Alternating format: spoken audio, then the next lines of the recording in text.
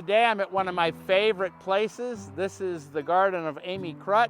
She is the crazy Dahlia lady. Let's meet her and find out why she's obsessed with these flowers. Do me a favor, like, comment, and subscribe. It helps the channel, and you are going to see the most amazing flowers you've ever seen.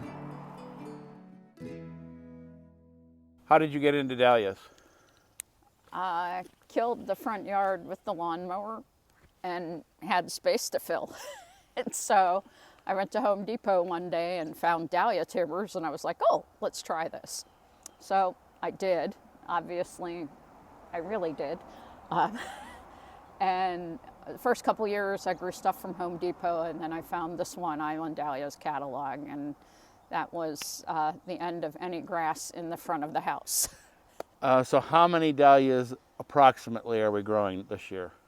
There are about 250. Right now, we've got 189 varieties documented and what I call WTF proofed. Wait till flowers proofed, because sometimes you have to wait till the next year till it flowers to figure out what on earth it happens to be. Because it's not labeled right, or it doesn't get labeled, or what happens in the heat of the... Sometimes I screw up when I label them at the end of the season when I split them. Some this year, this came from a grower and it was labeled as Mackay, and it's not. So what I did this year was I have my tag on my bag. I have, do I have any of them up front?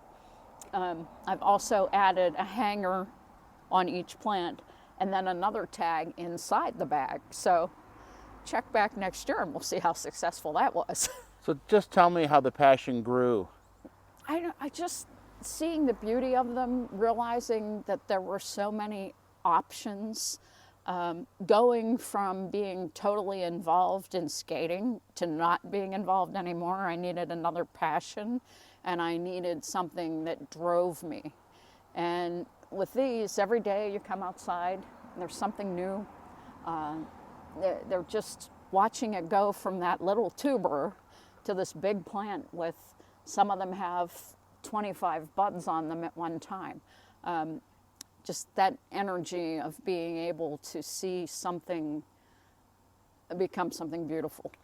And even though this is a private garden, in a way it's public because the road is right out there. Talk about rush hour when that traffic's backed up looking at your flowers. It's so much fun during rush hour because people hang out and wave at me and tell me how much they enjoyed driving past the garden. And, I've had people that pull onto the street to see the rest of it. So we're growing things a little bit differently this year, which is really interesting to me, in the bags. Yes. With the bags, disease is very prominent now, especially gall. With so many new growers getting in that really don't know what they're doing, they're passing disease along. So with the bags, gall is spread mostly by water. Well, these bags are keeping water from seeping in. It's not foolproof. I'm sure I'll have gall on something this year, but it works. So everything is in bags this year. They have pros and cons. Sometimes it's hard to keep them wet. Sometimes they stay too wet. But the nice thing is they drain easily. And this year I'll store some of them in bags, but not all of them. I'm new to trying to store them in bags. So of course, it's all a gamble. Do you love or hate being called the crazy Dahlia lady? I love it. It's so fun. I am crazy, I'll admit to it.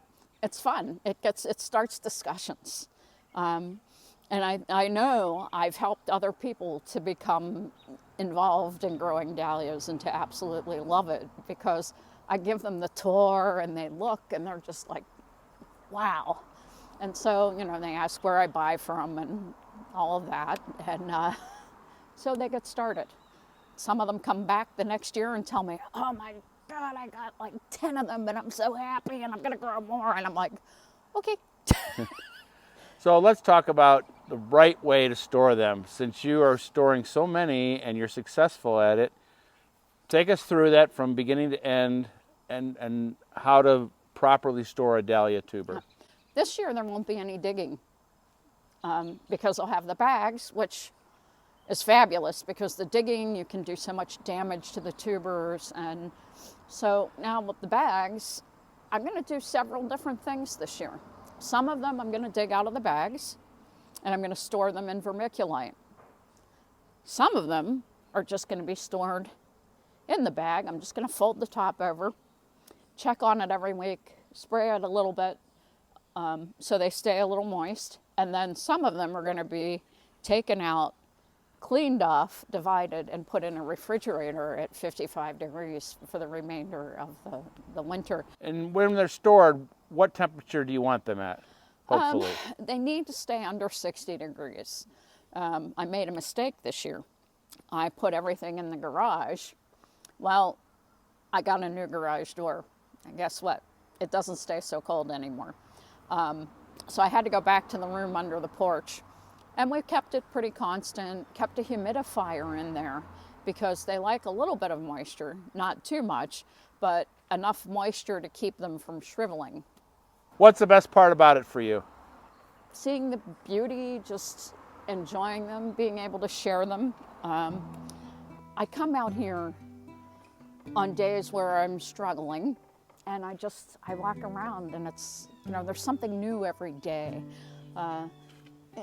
Different variety just bloomed yesterday. Vista Mini, I haven't seen Vista Mini until yesterday. So it's really exciting to come out and see what's different every day. I have 2 open garden days a year where people can come and visit. Still working on finalizing the dates. I'll get those to you later. So it's very nice. I tell people bring a jar and you can take some home. How do people connect with you to find out about your garden? You can look me up on Facebook, Amy Krut, K-R-U-T.